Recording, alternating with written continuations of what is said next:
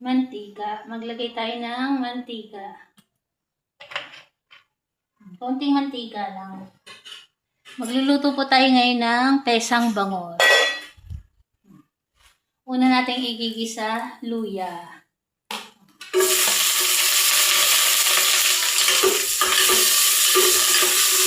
After maluto ng luya, next po natin ng sibuyas.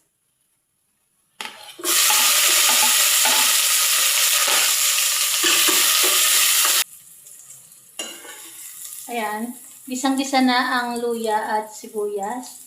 Ine-next na po natin ng bangos. Meron na po siyang asin. Igigisa na rin natin ang bangos.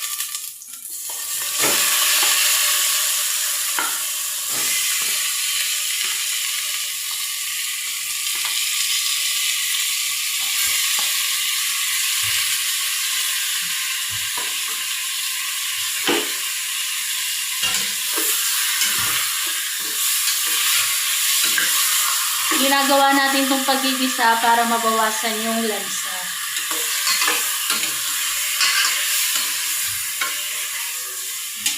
Ulitin ko po, hindi po tayo professional na chef o magaling magluto. Ito po ay base lang po sa alam ko, yung pagluluto ko po. Kaya pasensya na po kung merong di magkagusto sa pagluluto ko.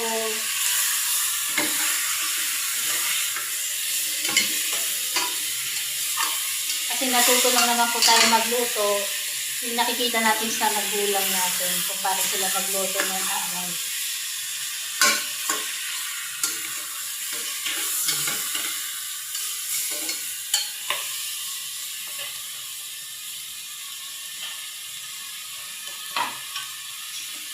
Ayan, nagisa na po natin ang bangos. Isusunod naman natin igisa ang sayote at patatas. Ayan, ganyan lang po siya. Hindi na natin siya masyadong hahaluin. Sara, anong problema, Sara? Ayan.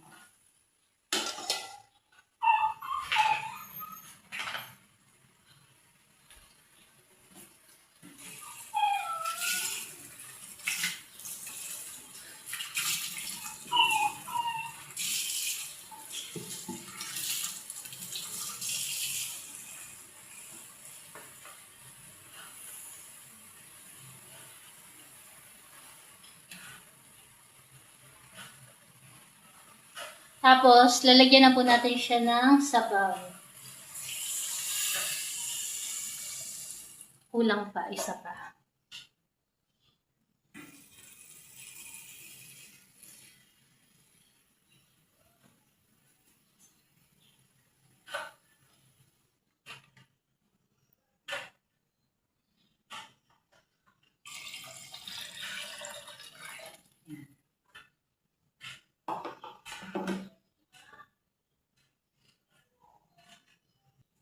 Bago natin takpan, lagyan na rin natin ng pampalasa. Ayan, pampalasa.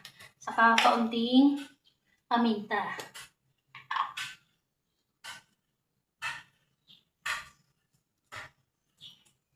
Ayan.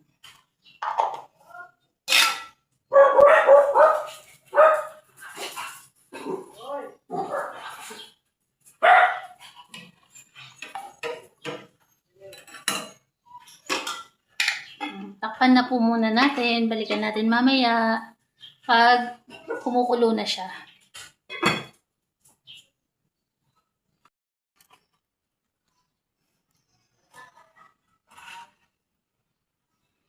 Ayan yung mga nanggugulo sa gumagawa. Ayan, nagtatrabaho si Papa Fernan, saka si Jason.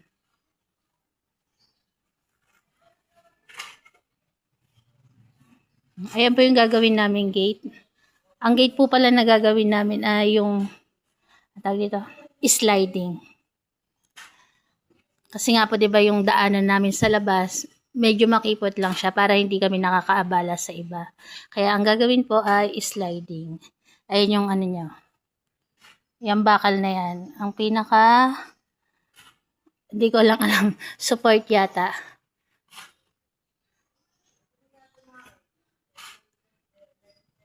Oh, saan may nagtatrabaho, nandun sila.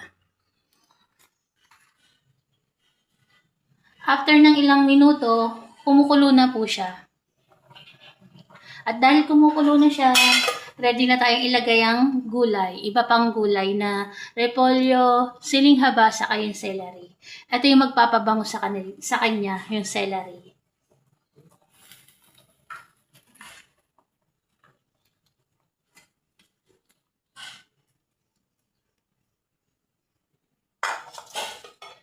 Takpan na ulit natin. Tikman na natin kung anong lasa.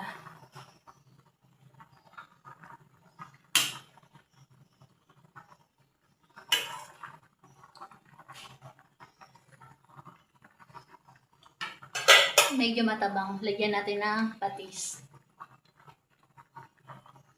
Patis na lang ipang-aalat ko kasi kanina may asin na yung isda.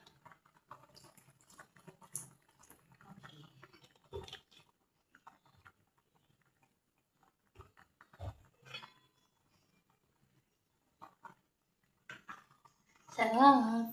Pesang bangos. Nakatikim na po ba kayo ng ganito? Ayan. Sarap yan. Pesang bangos. Para hindi lang lagi prito. Sinabawan naman natin prito, sinigang, para hindi laging ganun. Pwede rin po ito haluan ng pechay, kaso wala kaming pechay. Kaya repolyo lang yung hinalo kong gulay na dahon. Saka celery. Masarap pag may celery. Ang bango ng amoy niya. Masarap yung lasa, tapos mabango pa yung amoy.